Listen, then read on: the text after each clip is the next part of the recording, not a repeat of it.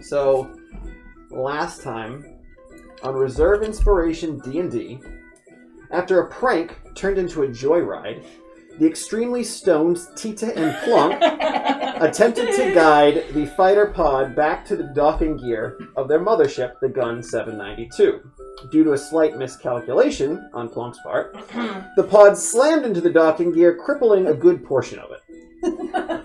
Eventually, the party touched down on one of the magnificent floating islands that surround Isgard Prime. Kubrick made arrangements for the ship to be fixed for an estimated price of 350 to 400 credits. Minerva discussed a plan of action before the team gathered on a sky skiff and flew to the main mountain itself. Shortly after being let loose in the strange new city to some, Zaxa incessantly berated attendants and passers-by for information about the Tritons, as there seems to be... That's a great way to put that. That is absolutely correct. As there seems to be many of them on Isgard, but just a small handful on this one planet of Vidal. Minerva reunited with an old acquaintance, and Kubrick forgot about his favorite coffee shop. Yeah, he did. Which Plonk and Tita discovered, and yeah, we did. You know what that means. Chaos ensued. Minerva's acquaintance, Diambra, offered the party 500 credits to help her with a job assigned to her by her deity, Tyr. They got 2 rooms at the nearby hotel, the Oceanus Views, and discussed the job in more detail. Tyr believes that the Solar Sadkiel, commander of the Isgardian army and angel of battle and strategy, may have something to do with the collapse of the elemental chaos and the invasion of the fiends. He'd like Diambra to find Sadkiel to be guilty or prove him innocent. Either way, she's getting paid. The party, believing that they're responsible for the elemental chaos collapse, decide to help try and prove the Solar's innocence, but without implementing themselves in the process.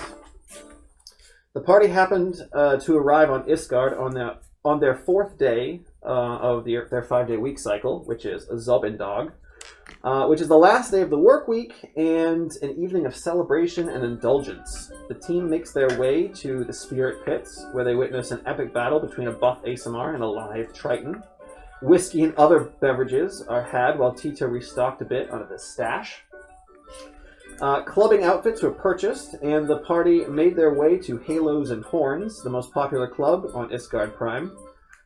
After seeing the lights and hearing the loud music, Zaxa decided this scene was not for him, and decided to explore a bit while everyone else filed inside. Zaxa made his way to the very bottom of Isgard Prime, where the mountain meets the water realm of Muspelheim, home of the Tritons. Without a second thought and no visual of what was below, he dove off the pier.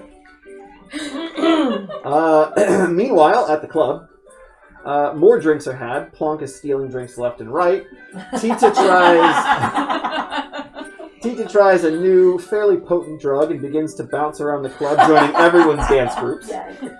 Kubrick gets himself really hammered, and Diambra pulls Minerva onto the dance floor. An hour or so went by before all of the lights went out.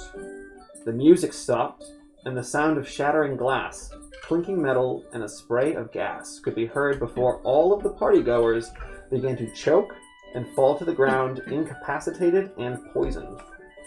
Diambra, Minerva, and Tita lie convulsing on the ground among a sea of bodies as a wasted Kubrick and Plonk stand alone to face whatever is causing this disruption. And that is where we left off. She is not standing. You are correct, Tita. She was on your shoulders. No, You I was collapsed like, to the I ground. was hugging And her or she... something. Of course I took her down with